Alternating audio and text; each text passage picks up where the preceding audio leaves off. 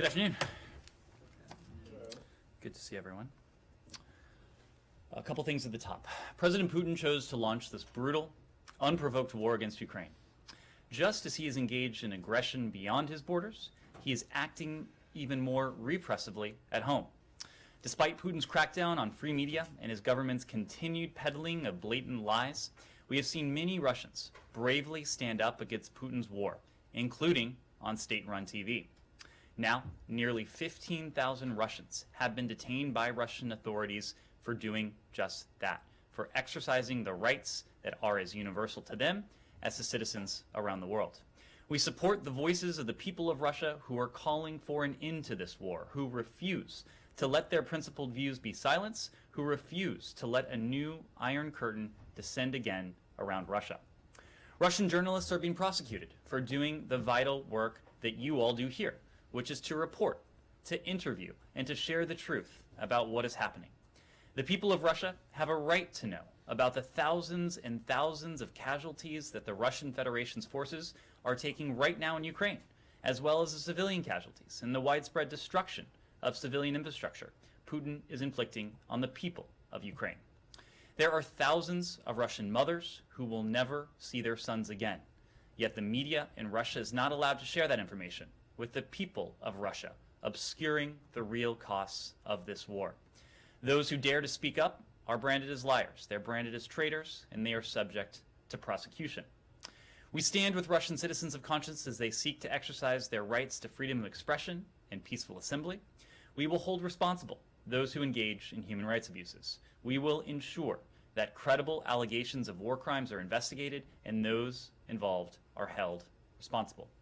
To that end, as you saw earlier today, the Secretary announced a series of actions in response to President Putin's premeditated, unjustified, and unprovoked war against Ukraine and its people, as well as the Lukashenko regime's efforts to enable Russia's further invasion.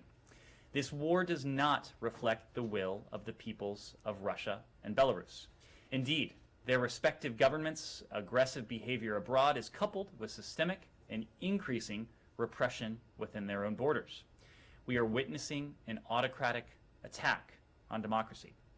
U.S. actions today include sanctions and visa restrictions on Russian and Belarusian officials and private individuals involved in human rights abuses, corruption, and repression. The United States and our partners and allies, we are committed to imposing massive, severe costs on those involved in the invasion of Ukraine. As Russian soldiers continue to die needlessly in Ukraine and the economic consequences of the war mount within Russia, the world remains open to genuine diplomacy. We will, together with our Ukrainian partners and our allies and partners around the world, continue to pursue every avenue to de-escalate the conflict, end the bloodshed, and save lives. Next, today we acknowledge the anniversary of the Syrian uprising. On this day, 11 years ago, the Syrian people took to the streets in the name of freedom, reform, and human rights.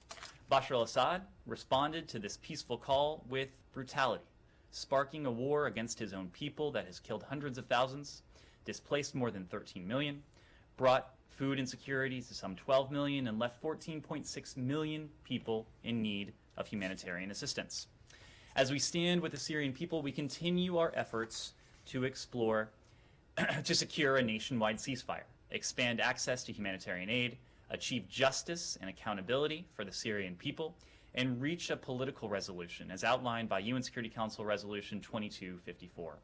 We will not normalize relations with Assad until and unless there is irreversible progress towards that political solution. The Syrian people deserve nothing less after more than a decade of war. Before I turn to your questions, I just want to add one final element. I know all of us in this room were heartbroken yesterday to learn that our colleague, Ben Hall, sustained injuries while reporting from Ukraine. And today I understand that Fox News has announced that his camera operator, Pierre Zakrzewski, lost his life in the same attack. All of us know Ben. We've traveled the world with him. Many of you knew Pierre, who was renowned for his talent documenting conflict zones around the world. Our thoughts are with Pierre's loved ones, his family, and all of us here at the department are rooting for Ben and rooting for his speedy recovery.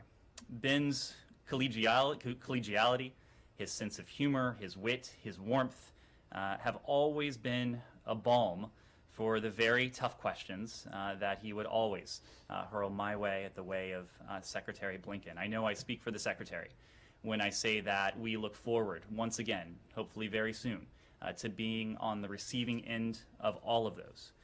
We have engaged at multiple levels with Fox News. We have made very clear that we will do everything we possibly can to help Ben and any others who may have been involved and injured in this horrific attack.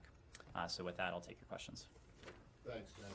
I don't see Rich or Nick in here, so I'll say I don't want to speak for Fox, but thank you for those comments, and on behalf of the whole press corps, thank you for that. We appreciate it. Before going into to Ukraine, I just wanted to ask one thing that you just said about the anniversary of the Syria situation. Struck me as a bit unusual. You said we will not normalize relations with Assad until and unless, and then you gave the conditions. When did it become a possibility that the U.S. would ever normalize relations with Assad? Well, for a long time, the line was his days are numbered. I mean, going back almost 11 years now. It has been 11 years, Matt. It has been 11 years since a peaceful uprising was met with the iron fist of the Assad regime. So so has there been a decision made that you could, in fact, go back to having normal relations with a government in Syria that is led by Bashar Assad? Matt, there can never be normal relations with a government that has treated its own population, its own people, with the level of brutality, with the level of violence, with the level of suppression, the use of chemical weapons, other forms of horrific violence that we've seen from this regime. We've made our position clear when it comes to holding the Assad regime accountable. We have not, we will not lift sanctions on Bashar al-Assad or his regime. We will continue to oppose reconstruction led by or for the Assad regime until and unless there is irreversible progress on that political solution that is laid out in UN Security Council Resolution 2254. But you're saying it is possible for the U.S. to have a normal relationship with a government led by Assad, Matt, if those conditions are met? Matt, I do not think there will ever be a normal relationship. Well, you said you were the one who used the word normalize, so I think that term has come up in the context of other governments that have approached the Assad regime. We've made very clear that the United States government will maintain our sanctions on the regime. We continue to support the political process that's laid out in UN Security Council Resolution 2254. We continue to stand with the people of Syria in that regard. On Ukraine, I just have two brief ones that are kind of diplomatically related. Both of them have to do with Russia. You mentioned the sanctions that you guys imposed today on them, but they also imposed sanctions on several, the President, Secretary of Defense, others. I noticed you were left off the list. I'm feeling left out. But I'm just wondering, the White House, obviously your colleague at the White House addressed this earlier and said, well, none of us have bank accounts in Russia. None of us are planning to go to, Sochi for vacation or anything like that. But, that's exactly what the Russians say about the sanctions that you put on them, that they essentially had no impact on it. So I'm just wondering, what you have to say about the sanctions that they imposed. And then the second one, which I'm sure your response will be extremely brief, is that do you have any comment about Russia formally withdrawing from the Council of Europe? So first on the sanctions, look, I don't have a specific response to it. I will let my esteemed colleague, who is now the subject of Russian sanctions, I will let her response stand. But let me make a couple general points. Number one, you asked how our sanctions are any different from their sanctions. No, I know how they're different, but when you blow off their sanctions and say, well, none of us have bank accounts there, none of us were, well, that's exactly the same thing as the Russians say. So I'll make a couple points there. Number one, anyone who claims that the measures we have imposed, whether on individuals or the Russian economy or the Russian financial system, anyone who claims that those measures have been inconsequential has not been in Russia, has not been observing what has happened to the Russian economy and to the Russian financial system. This is an economy that is in a tailspin. It is an economy that is reeling. It is an economy that is suffering the worst setback, the worst couple weeks that it has had since the demise of the Soviet Union. 30 years of economic integration have been undone over the span of some 2 weeks. And you can look at any measure. The Russian stock market, which has now been closed for weeks, will be closed at least through the course of this week, presumably to prevent capital flight. The fact that the ruble is almost virtually worthless, literally worth less than a penny. The fact that hundreds of international companies are fleeing, heading for the doors, wanting no part and no role in supporting Putin's war effort. The fact that inflation is skyrocketing. The fact that Russia's credit rating is now essentially at junk status. I could go on and on and on. Those are the sanctions and economic measures that are targeting the Russian system broadly. You look at those measures that are targeting Russian individuals, oligarchs, cronies, President Putin, Foreign Minister Lavrov, Sergei Shoigu, Dmitry Peskov, others. We've already had cases of asset seizures, asset forfeitures. There will be more of that. The Department of Treasury, the Department of Justice, they are working closely with their counterparts around the world to go after yachts, to go after aircraft, to go after ill-begotten gains that have been plundered by and pilfered from the Russian people. That will continue. Let me make one other point. I saw that the Russians called this, in a sense, a reciprocal measure. I think I certainly took umbrage at that term, noting that nothing can be reciprocal, given that we imposed the measures we did in response to President Putin starting a premeditated, unprovoked, unjustified war against a civilian population next door. We imposed our measures in response to the untold death and destruction, the killing of civilians in Ukraine, the loss of life that both sides have already endured. We imposed our measures for the destruction and attempt at destruction of an entire country. And we imposed our measures in response to President Putin's apparent thought that he could flout the basic tenets of the rules-based international order, the rules that all countries have abided by, the rules that have really set the predicate for some 70-plus years of untold levels of stability, security, prosperity around the world, whether that's in Europe, whether that's in the Indo-Pacific, whether that is in anywhere in between.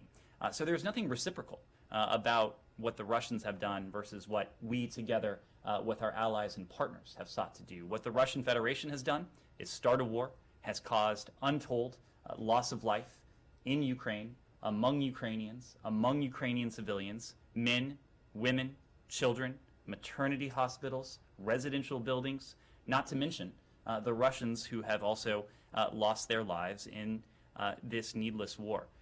President Putin has started a war. We are doing everything we can with our measures, with our other steps, to end the war. Council of Europe.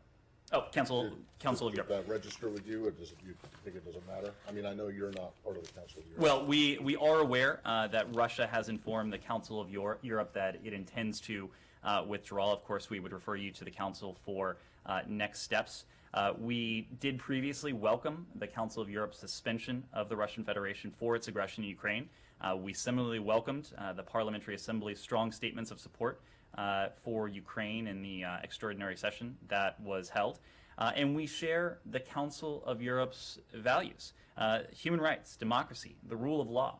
Russia clearly does not share these same values. I think it is only appropriate that Russia is not a member of such a council. You're not concerned that this shuts down yet another potential channel of communication? We have plenty of potential channels for communication. What we need to see from the Russian Federation is the Russian Federation engage in good faith with seriousness of purpose through those channels. Humera. Just to follow up a little bit on the action, EU today, for example, took action to freeze the assets of Abramovich. As far as I know, U.S. has not done anything on that particular individual. Are you guys planning to? Because there was a time where you said from this podium that U.S. was looking to catch up with EU and make some of the measures symmetrical. And I also would love your response on what does the U.S. make of Abramovich's recent moves? He was in Israel, Turkey, Russia. Does the U.S. see him as a potential interlocutor? He's not just a private citizen. So a couple points, Yumara. First, and most importantly in response to your question, we don't preview any actions that we may or may not take. What I will say, and you referenced this, is that the European Union, they have their own authorities, they have their own capabilities, we have our own authorities, we have our own capabilities. What we have done each over time is to harmonize the steps we have taken in important regards. So there have been times where we have taken action against entities, against individuals, that the Europeans, other countries and partners around the world in turn followed suit. There have been times where the European Union has, in the first instance, taken such action, and we have later harmonized our authorities going after similar targets. I certainly have no doubt that we will continue, the EU will continue, our partners and allies around the world will continue to go after oligarchs, to go after cronies, to go after all of those who are in one way or another aiding and abetting Putin's war effort, playing a role in his war machine. Just look at what we did today. One day alone, we announced actions against 91 individuals in one entity. We used 5 different authorities across 2 departments, the Department of State and the Department of the Treasury. I won't go through the whole roster, but there were visa restrictions under Section 7031C of the Department of State Foreign Operations and Related Programs Appropriation Act of last year. There were designations pursuant to an executive order 14024. There were visa restrictions announced under Section 212A3C of the Immigration and Nationality Act. This is a new authority that allows us to go after current and former Russian government officials believed to be involved in suppressing dissent in Russia and around the world. There were imposition of visa restrictions on 6 individuals under the Khashoggi ban. Of course, this was a new authority that we announced early in the administration last year in response to governments around the world pursuing dissidents extra-territorially, and we also used Presidential Proclamation 8015 to go after 25 individuals responsible for undermining democracy in Belarus. We will continue to go after those responsible for the war effort in Ukraine. We will continue to go after those responsible for aiding the war effort, those who reside in Belarus. We will continue to go after private individuals whose closeness to the Russian government, to the Kremlin, whose ill-begotten wealth is a result of illicit activity, plundering what should belong to the Russian people. We will continue to do that, but what we won't do is preview those actions. Sure. How about the second part? Do you see that some of these people can actually be interlocutors as well? And with this particular individual, because you have a task force, are you also keeping an eye on their movements? So I'm not going to speak to any particular individual. What I will reiterate is what I told Matt. There are plenty of fora, there are plenty of avenues for diplomacy. We know that our French partners, our German partners, our Israeli partners, our Turkish partners, our Ukrainian partners, of course, have engaged in diplomacy, direct diplomacy with the Russian Federation. What we're not looking for, what we're not bereft of, are avenues. What we're not missing are not fora. What we're looking for is a genuine display of good faith on the part of the Russian Federation.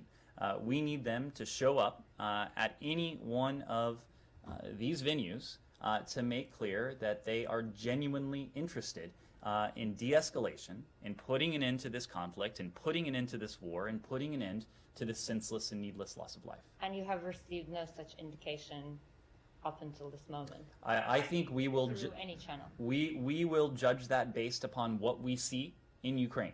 And what we have seen in Ukraine, including in recent days, including in recent hours, is continued escalation, is continued bombardment of towns, of cities, of residential areas, is continued loss of life. Paul.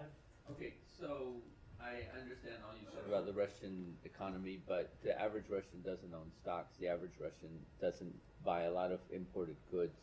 The Russian ruble has lost, if I'm right, 35–40% of its value, which is not as bad as some of the economic crises we've seen in a long time. And you haven't gotten any progress on deconfliction, de-escalation. So what about taking more steps? What about expanding SWIFT things? We continue to send money to Russia for energy purchases. So why aren't you taking stronger steps to add sanctions on a lot of people who don't have Western bank accounts or property in the United States? Doesn't seem to add much pressure. So in terms of energy purchases, the president did sign an executive order last week putting an end to our purchase of Russian oil, our purchase of Russian energy. I mean the West in general. Well, the point is, Paul, that we have already applied a set of measures that have been unprecedented in terms of their scale, in terms of their scope, and in terms of their impacts. And I won't go through the various metrics of impact again, but they're clear for everyone to see. The other point is that as long as President Putin continues to escalate, we, working with our allies and partners, will continue to escalate. You mentioned you mentioned some measures that may be on the table. Going back to what I offered to Humara, of course, we're not in a position to preview specifically what we are prepared to do, but what I can tell you that we are prepared to do is continue to escalate the costs. And I should say that the economic sanctions, the other financial measures and economic measures that we have placed on the Russian Federation, that is one important measure to mount pressure on the Kremlin, on President Putin, on those around him. It is clearly putting the squeeze on their economy, on their financial system. At the same time, we will continue simultaneously to provide our Ukrainian partners with massive amounts of security assistance. In recent weeks alone, we've spoken of some $550 million worth of security assistance. Those deliveries are continuing just about every day. Anti-armor, anti-tank, anti-aircraft, small arms, munitions, precisely what our colleagues at the Department of Defense have determined that our Ukrainian partners most need to defend their country against this invasion.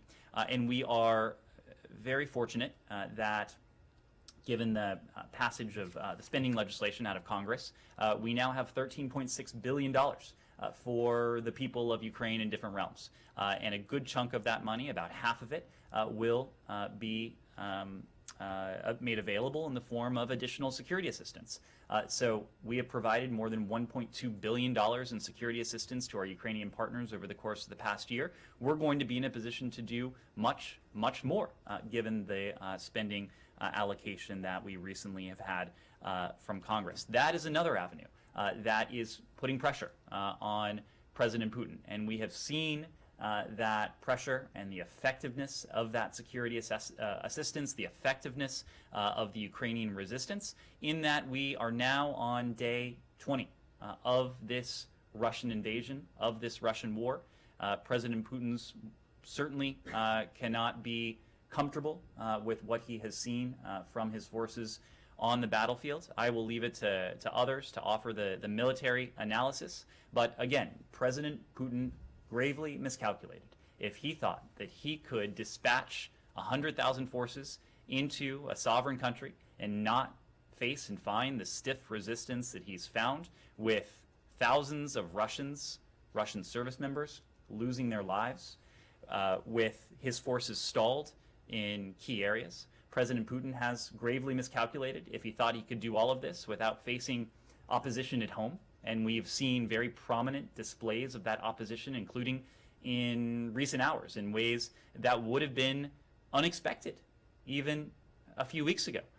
15,000 people arrested across Russia, across dozens of Russian cities, including in President Putin's hometown of St. Petersburg, for peacefully exercising the rights that are as universally available to them as to anyone else on the planet: the right to freedom of assembly, the right to freedom of expression. We continue to stand with them.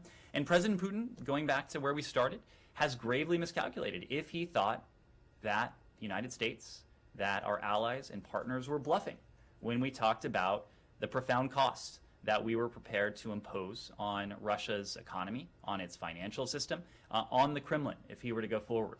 President Putin has now found that he made grave miscalculations in all three regards. John, follow up? Sure. Oh, yeah, thank you. Paul asked about the more stronger steps, and you told about the military support to Ukraine. But one of those most stronger steps might be the transferring to Ukraine the old Soviet era weapons. And so could you, including S-300, so could you comment on the CNN today's report that reportedly State Department is already involved in the talks with the European partners and creating such a list? So we are in constant discussion with our Ukrainian partners in the first instance about their needs, their security needs. I can say that Secretary Blinken spoke to Foreign Minister Kuleba again today.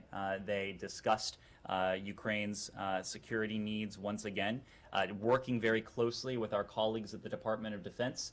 We have put together packages of defensive security assistance that our Ukrainian partners most need. And as I said before, that includes anti-armor, that includes tanks, anti-tank, that includes small arms, that includes munitions, and it most certainly includes anti-aircraft and surface-to-air systems. So we are not detailing every element of those security packages that we are providing, but we are continuing to provide security assistance in all of those realms. We know that Russian missiles, Russian rockets, Russian artillery have wrought destruction across large parts of Ukraine, and we are prepared to, and we have provided our Ukrainian partners with this sort of surface-to-air systems, anti-aircraft systems that would help protect themselves against this onslaught, against these attacks. We are always looking at what's in our inventories, and also our allies around the world are looking at what's in their inventories. And Secretary Blinken has on several occasions now authorized our NATO allies to provide U.S. origin equipment to our Ukrainian partners. Our inclination has always been to be responsive to precisely what our Ukrainian partners need. We've been able to do that with the funding we've been granted from Congress, and now that we have $13.6 billion of additional funding to work with, about half of which will go in the direction of security assistance, we'll be able to do quite a bit more. Can I just make sure one thing? You said tanks and then you said anti-tank. Anti-tank, You don't do anti-tank, tanks anti-tank, and anti-tank, anti-armor. John. And just because things are always moving in the air, since the start of Russia's invasion, has the United States yet engaged directly with Russia about off-ramps or ways to reduce violence? Directly, have you engaged directly with Russia about this?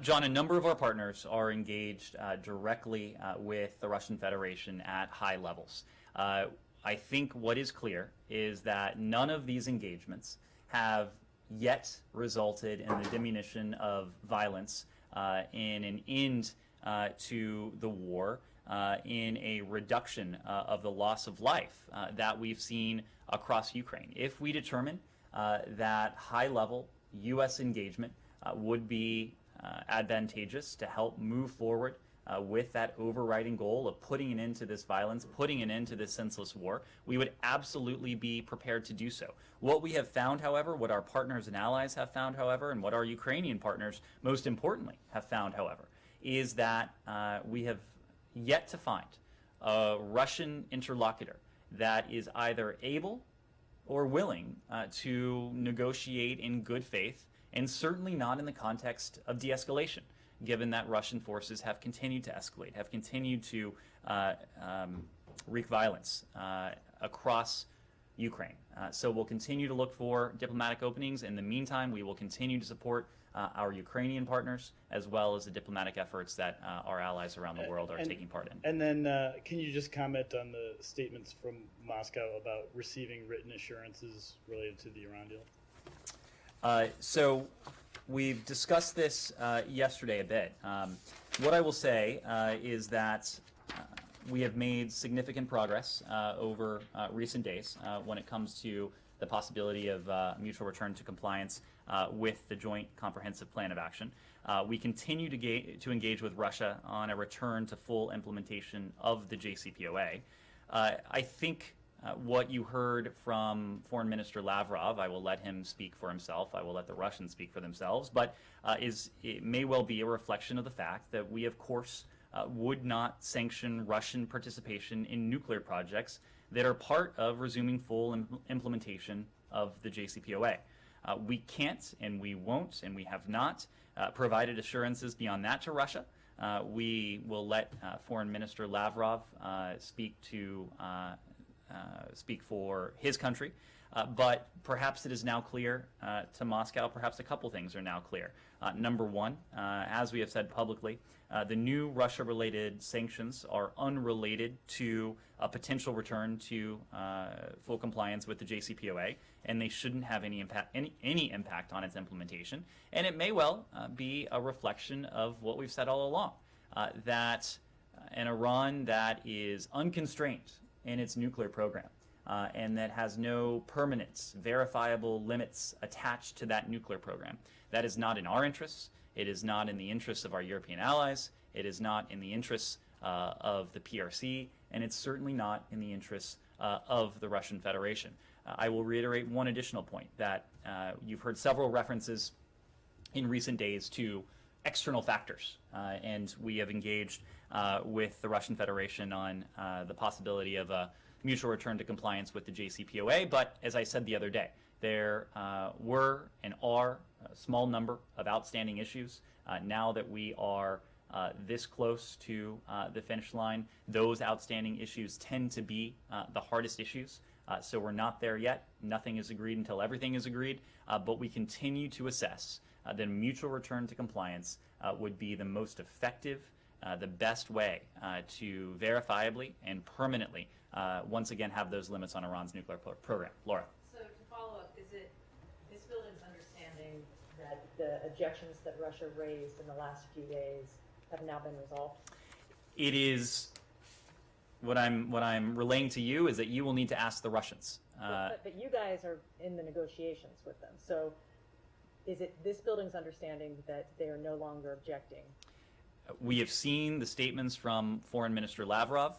We will leave it to the Russian Federation, to Foreign Minister Lavrov, to others to explain exactly what those statements mean. But it is logical. It has been logical to us. It should be logical to all parties that we would not sanction Russian participation in nuclear projects that are part of a full resumption of the JCPOA if, in fact, we are able to get there. We have not offered the Russians anything more. There has been nothing additional conveyed, but you'll have to you'll have to ask the foreign minister. Well, let me ask it this way. Did you guys understand whatever it was that Lavrov was trying to say? Like, what was your understanding of what he was saying? I'm not going to interpret the foreign minister's remarks. Again, you'll need to talk to them to ask their position, where they are on a potential mutual return to compliance. We know where the Russian Federation has been in the past. Of course, Russia was an original member of the P5+1, understanding since well before 2015 that a nuclear-armed Iran or an Iran on the verge of a nuclear weapon would not be in Moscow's interests, certainly not in our interests. We hope to be able to complete a mutual return to compliance with the JCPOA in short order. We should be able to if negotiators, if the parties come together, negotiate in good faith, and close out these remaining outstanding issues. I'm a bit confused. How can you say for sure that you will not sanction any Russian activity related to any return to the deal? The Ukraine-related sanctions well post-date the original JCPOA. I mean, they only date back to February, late February of this year. If there is a Russian, and I realize this is a hypothetical, but you seem to be raising the hypothetical in the answer to your question, and maybe you're not the right person to ask because it gets into the weeds here. But if there is something that is allowed, an activity that is allowed under the JCPOA, but it involves transactions that are sanctioned by not just the United States, but also the EU, under the, with a bank, with a financial institution, a Russian financial institution. How can you say that that's exempt? Well, to be clear, Russia is not getting out of the sanctions and other financial measures that we have said they been, were. that we have been So if I'm the Russians- that have been imposed for this war in Ukraine. What we are talking about here is the very basic point, something that should be quite clear, that we would not sanction Russian participation in nuclear projects that are part of a full resumption of the JCPOA. These are separate realms. These are separate areas. If they involve any kind of a monetary transaction that touches either the European or American financial systems, or SWIFT for that matter, then you have a problem. I don't see how you can exempt them.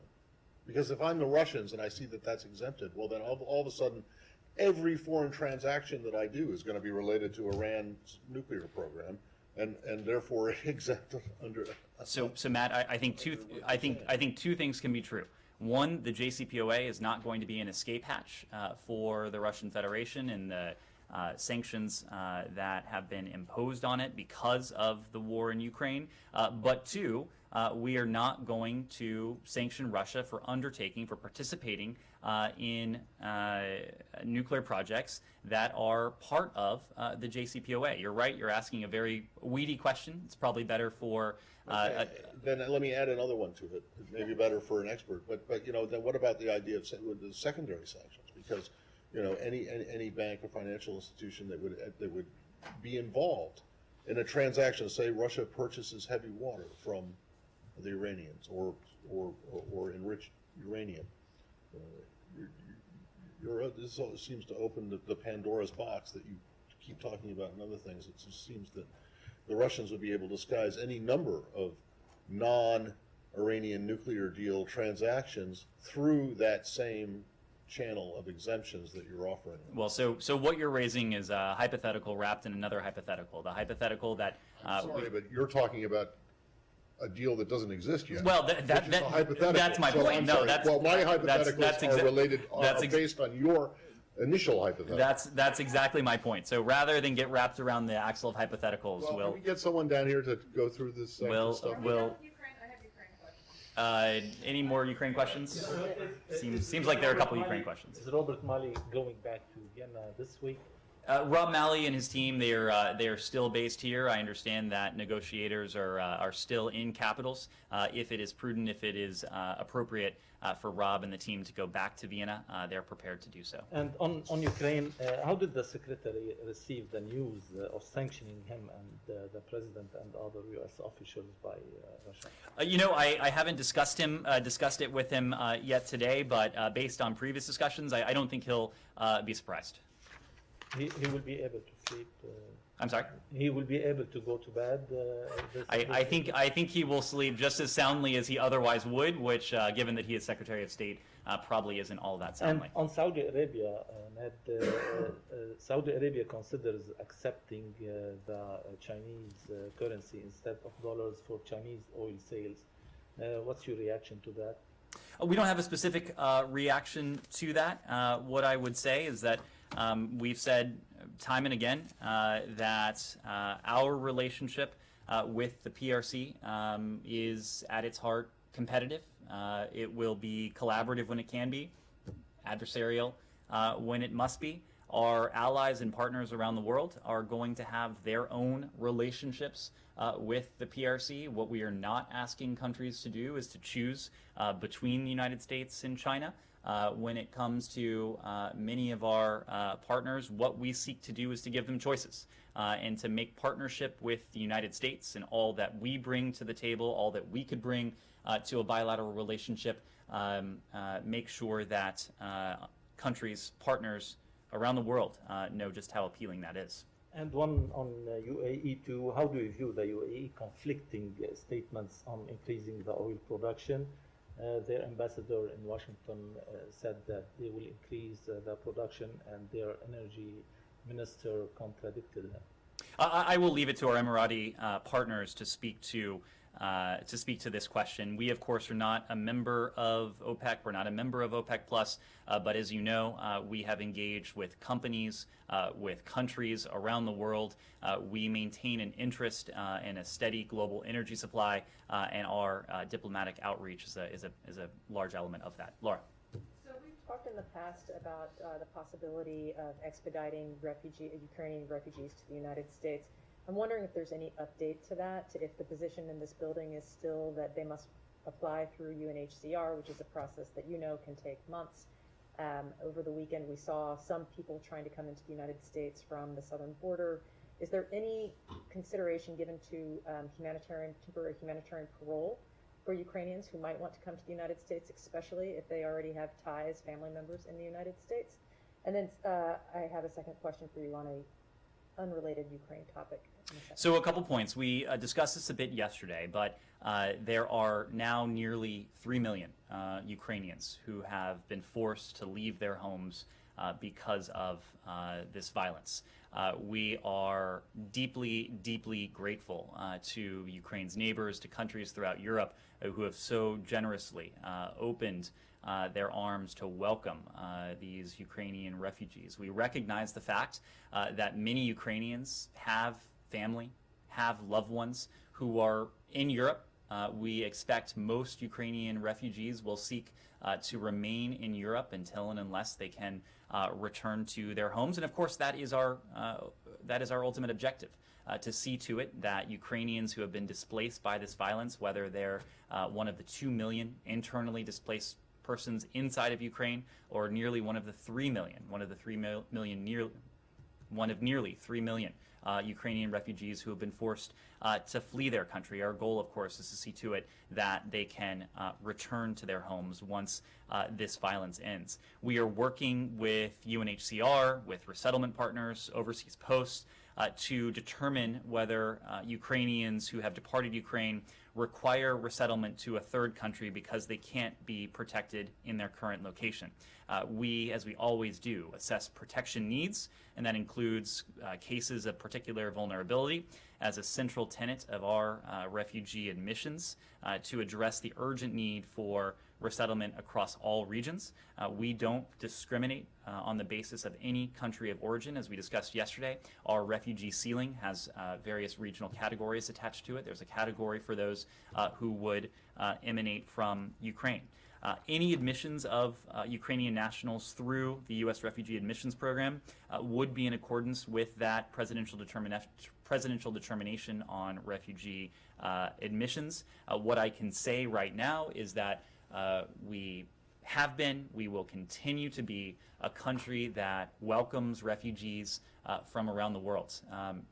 We know that as a nation of immigrants, as a nation that has always opened its arms to refugees, we are made stronger, that it is very much in our American DNA to continue doing just that. If there is a need to resettle Ukrainian refugees in the United States, we will look to do so. I am fully confident we will do so. If there are additional authorities or avenues that need to be investigated, I have full confidence we'll do that too. But is the administration considering an expedited process for any people at this point? Do you know? So again, I wouldn't want to get ahead of anything, but we do have processes that are in place, including through the U.S. refugee admissions process, where we have the ability to bring in Ukrainian refugees should the need arise. Okay, and I also wanted to ask about the case of Brittney Griner. It's been almost a month since she's been detained in Russia. What is the State Department's understanding of how her conditions are in Russia right now as she's being held, and what is the State Department doing to try to get her released? There's not much I can say given the privacy considerations that are implicated in this case. This is a case that we have been working on since the time of her detention. Every time an American is detained overseas, our consular officers, including our consular officers in Moscow, are providing every form of support that we can. In this case, I'm just not able to go into the details, but we are doing everything we can to support Brittney Griner, to support her family, and to work with them, do everything we can to see that she is treated appropriately and to seek her release. But it's correct that you have not had consular access to it.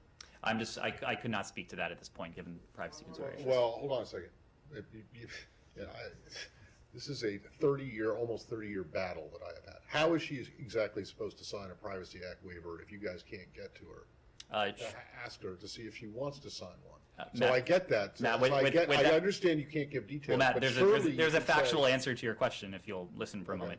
moment. Lawyers do oftentimes, including in the case of Russia, Russian lawyers do have access to clients without speaking to any particular case, including this case. Russian lawyers have access to clients in Russia, and as appropriate, they can pass Privacy Act waivers.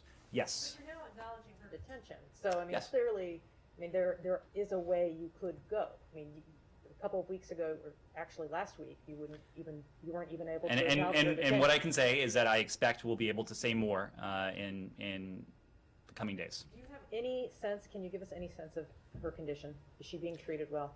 Again, I'm just not in a position to offer updates right now. Yes, Connor. Follow up on John's first question about the talks between Russia and Ukraine today. Have U.S. officials been briefed on how those talks went? And in particular, Ukrainian officials expressed some optimism afterwards. Do you share that optimism? Everything you said earlier would indicate that you don't. Well, our Ukrainian partners are the ones who are taking part in these conversations. The conversations over the past couple days have been virtual, but as I mentioned a moment ago, Secretary Blinken did have an opportunity earlier today to speak to Foreign Minister Kuleba. Virtually every time he's spoken to Foreign Minister Kuleba, the Foreign Minister has passed on updates regarding the diplomatic efforts. Rather than characterize whether we're optimistic or pessimistic, again, what we are going to be looking for are developments on the ground. And the developments we want to see are clear. We want to see de-escalation. We want to see a diminution of the violence. We ultimately want to see a withdrawal of Russian forces from inside Ukraine. We have not seen any of those things just yet. President Zelensky today said that Ukrainians should be prepared that the country would not be allowed into NATO. Have you advised his administration at all in these talks whether or not that should be something that they commit to not joining the alliance? Nope. To be very clear, we have consistently underscored, not only to our Ukrainian partners, but to countries around the world, that these are sovereign decisions that our Ukrainian partners will need to make for themselves. What we are here to do is to stand by our Ukrainian partners, to support our Ukrainian partners in any decisions that they would choose to make. Can I Yes. ask just another couple? Oh. Yeah. Just we talk so much about sovereign decisions of other countries. What about the sovereignty of the United States in the sense of we obviously have a strong interest in reducing conflict, ending wars, and obviously the longer that this conflict continues, the greater the risk of escalation and other things like that. It just seems like you guys are so often shifting to the sovereignty of other powers. The United States has a real stake in this, and why be so reluctant about an outcome that might be in the U.S.'s interest? We're not reluctant about that at all, John. We are doing everything we can to see a diminution of the violence, to see an end to this war. You're right that every day this war goes on, there's the chance of escalation. There's a chance of broader conflict. But to that end, we've done a couple things. Number one, we've been very clear about steps that we are not going to take. President Biden has made very clear that American pilots are not going to operate over Ukrainian airspace. American service members are not going to operate on Ukrainian soil. But number two, we have supported our Ukrainian partners in their efforts to achieve a diplomatic resolution to this conflict. We have supported and we've been in close coordination with our French partners, our German partners, our Israeli partners, our Turkish partners, and others who have engaged directly with Russia diplomatically to see that same outcome achieved. We share the same overriding objective with all of those allies, with all of those partners. So the idea that we are in any way hesitant to see this conflict come to an end as quickly as it can, that is just not something that rings true. And I think it's also fair that no country has done more to support our Ukrainian partners in an effort to bring this conflict to a close in terms of the diplomacy, in terms of the security assistance, in terms of putting pressure on the Kremlin, on President Putin, on those around him who are responsible for this conflict. And we see all of those lines of effort as complementary. Pressure on the battlefield, pressure on the Russian economy, pressure on the Russian financial system, pressure on oligarchs and senior Russian officials personally, and our efforts to support diplomacy, all of those things do support our overarching goal of seeking to find a diplomatic resolution to this conflict. Connor. To follow up on your comments on our Fox colleagues, in addition to injuring Ben and killing Pierre, this attack also killed one of their Ukrainian producers. It's obviously also not the first attack that injured or killed journalists. Do you believe that journalists are being targeted at all in this war? We know, of course, that civilians have been killed. We know, of course, that journalists have been killed. There was another American journalist who was killed just a couple days ago, Mr. Renault. We have seen these reports. What we are doing right now is through every piece of information available to us. We are documenting, we are trying to discern the facts. If we determine that there is any intentionality here, intentionality in terms of the intentional targeting of civilians or the intentional targeting of journalists or any other group that should be completely off limits under international humanitarian law, under the Geneva Conventions, under the law of armed conflict, that is something that we would take very seriously, and there would be a very serious response. Just to follow up on that, so do you guys have like a formal review or an investigation where you're collecting everything, and is there like a U.S. government review, whether you're looking into like war crimes? There are a number of review mechanisms. We've spoken to the effort that's ongoing with the ICJ, with the UN Commission of Inquiry. The OSCE has its own process. The ICC has its own process. And yes, here within the State Department, we are documenting. We are compiling all of the information, all of the sources of information that we can to document and to form our own conclusion. Right, but I mean, are you going to send them off to these different institutions, or are you going to come up with your own determination? Both. What will be the time frame for that? We are supporting independent investigations. We're doing our own analysis into what has taken place. I wouldn't want to put a time frame on it, but of course we are, as with all things in this conflict, treating it as a matter of urgency. Right, based on what you've seen so far, is the administration prepared to say that Russia is committing war crimes? If we determine that Russia has committed war crimes, we are absolutely determined to make that public. Yes. I have one on Vienna, not Ukraine. I have one on Ukraine, if that's Yeah, okay. go. Okay. I am just wondering about this information, disinformation you guys have been really focused on in Russia.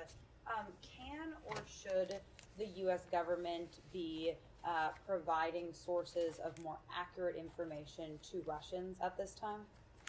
Well, what I will say is that we have undertaken a concerted effort through means that are available to us to do everything we can to get actual, factual, truthful information into what is a pretty closed Russian information ecosystem. We have done that through a number of tactics. As you know, a number of us have spoken on Russian TV, independent stations, including some cases independent stations like Doj, TV Rain, that have been shut down. Also through Russian state-backed outlets as well, those that will have on senior American officials. We use tools like Telegram to convey information as well. Every avenue that we can conceive of that would allow us to channel information into Russia to reach Russian audiences, knowing that the best antidote to disinformation is information. That has been our strategy in speaking to audiences here in the United States and around the world. And it's a challenge when it comes to Russia because President Putin and the Kremlin, they are doing everything they can to further constrict the information space throughout the country. And so we too are trying to get creative in terms of our efforts to channel information in. What do you mean you're using Telegram exactly? And would the U.S. consider putting any satellite internet resources along the border, things like that? Well, so let me make a point about internet access in Russia. We know that the Kremlin is engaged in a full assault, as I said before, on media freedom, access to information, and the truth within Russia. Of course, it wants its version of the facts to be the only version of the facts that is available to the Russian people. Moscow's efforts to mislead, they are intensifying. We condemn the Russian government's recent actions to prevent the people of Russia from accessing Facebook, Instagram, Twitter, numerous Russian and international news sites, and certain mobile applications as well. We also condemn the Russian government's passage of a new law that threatens prison sentences for accurately reporting on Putin's war of choice in Ukraine. The people of Russia, we've made this point repeatedly, did not choose this war. President Putin did. Those around him did. They have a right, the people of Russia have a right to know about the death, the suffering, the destruction that is being inflicted by their government in their name on the people of Ukraine. The people of Russia also have a right to know about the human costs of this senseless war, including the costs to Russian service members, to their sons, to their brothers, to their husbands. So for that reason, we support access to the internet by all people, including the people of Russia, even as we stand in solidarity with the people of Ukraine. We believe that more information is going to be the answer. Putin believes that less information is what's in his interests. So of course, we want to do all we can to support that information flow into Russia, to see to it that the Russian people have avenues of communication, have a free and open internet available to them. And we call on President Putin and his government to honor Russia's international obligations and commitments, to withdraw Russia's troops from Ukraine's territory, and to respect the human rights and fundamental freedoms of Russia's citizens. And one of those fundamental freedoms is freedom of access to information. Okay, maybe we can follow up on some more specifics later, but just one more quick question on the chemical weapons possibility. We haven't talked about that in a few days, I guess. Has the Biden administration determined what their response is going to be if Russia uses chemical weapons? Not that you have to detail it here, but do you guys have a response ready to go if Russia does use those weapons in Ukraine? Kylie, the only thing I will say about that is to reiterate what the president said the other day. If Russia engages in the use of banned agents, including chemical weapons, there will be a severe response from the United States and the international community. Yes? Just one more on the Vienna talks. As we were walking in, the Iranian foreign minister said that it was on the U.S. to provide the necessary response for a successful outcome. I mean, from that statement, it seems like they're waiting on the U.S. to say something either through the EU or anybody else to try to get back to Vienna. What I would say is that over the course of the past few weeks, we have made significant progress. We are close. There are external factors involved in this now. There are a small number of outstanding issues. The United States, although not a direct party to the talks, we have worked in good faith. We have sought at every juncture to achieve a mutual return to compliance with the JCPOA, knowing that in our assessment it continues to be the most effective means by which to reimpose permanent, verifiable limits on Iran's nuclear program. There are a small number of outstanding issues. We do think that we would be in a position to close those gaps, to close that remaining distance, if there are decisions made in capitals, including in Tehran, including in Moscow. One thing that, I mean, this morning, the top U.S. military general from the Middle East and the CENTCOM chief, said, quote, that Iran likely has decreasing tolerance for continued U.S. presence in Syria. And then he went on, accordingly, Iran and its proxies are affiliates, and its affiliates are increasing their capabilities and planning to target U.S. and partner interests. And then he goes on about, more troubling increased proliferation of this advanced technology. It continues about all these threats and things that are concerning. So how do you justify striking a deal that doesn't address any of these that impact U.S. national security? Well, what I would say is that we've been very clear that Iran poses a challenge, poses a threat to the United States, to our allies and partners across different realms. The most significant threat we would face would be a nuclear-armed Iran. There would be no greater challenge to the United States, to our allies, to our partners around the world. That is not to say that Iran's nuclear program is the only challenge we face. Iran supports regional proxies, it supports terrorist groups, it has cyber, it has engaged in malicious cyber activity, it has an active ballistic missile program. But what we know is that if Iran were in the possession of a nuclear weapon, or if it were on the verge of a possession of a nuclear weapon, it could act with far greater impunity.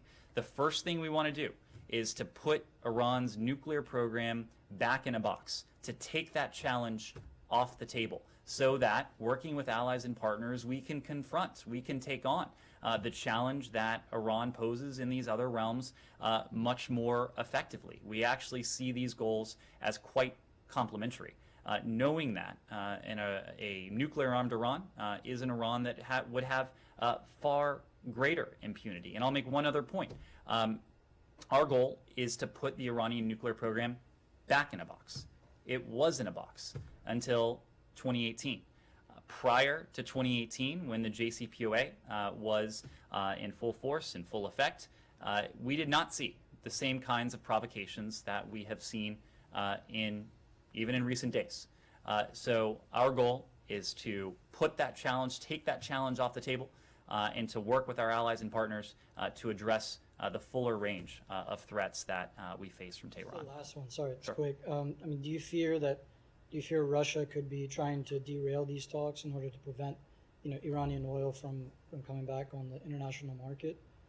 If presumably that's what they're going to get under the deal. Well, again, whether or not there is a JCPOA, our posture towards an Iranian oil ban would not change. We would not replace Russian oil with Iranian oil. That would not be on the table. Beyond that, you'll have to speak to Moscow. What I can say is what I've already said, that an Iran that is verifiably, permanently barred, prevented from ever obtaining a nuclear weapon, that is equally in our interest as it is in Russia's interest. Yes, Glass, quick question. On the previous question on getting information into Russia, who runs the Telegram operation, and do you have an intergovernmental body that is working, coordinating to try to get this kind of information into Russia? Second question, completely different. General McKenzie told Congress that the U.S. has agreed to U.S. plans to sell F-15s to Egypt. Has the State Department formally signed off on that?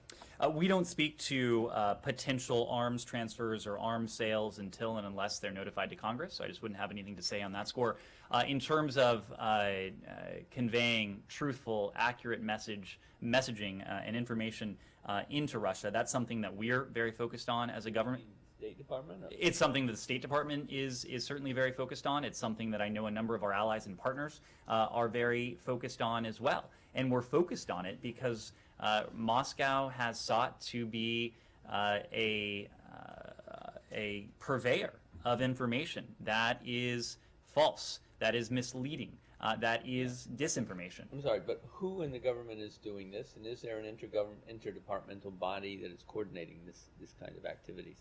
These activities are coordinated across the government. Of course, we work closely with the National Security Council, but a lot of this activity does come out of the State Department in terms of speaking directly to Russian audiences. If you've been on our social media channels, if you have seen what we've done with Russian media, independent media, media that is closer to the Russian state. Much of that is emanating from the State Department. Of course, our embassy in Moscow is very engaged in this as well, but I'll also make the point that our allies and partners around the world have been doing the same, because the disinformation that we have seen emanate from Moscow targets not only the United States and mischaracterizes not only what we have done, but also what our allies and partners around the world are doing. So it is a shared objective of the United States, of our allies and partners, to fight this disinformation, this misinformation, with information, with facts, with truth, for people here in this country, for people around the world, including people in Russia. Thank you all very much. I do not have any travel updates at this time.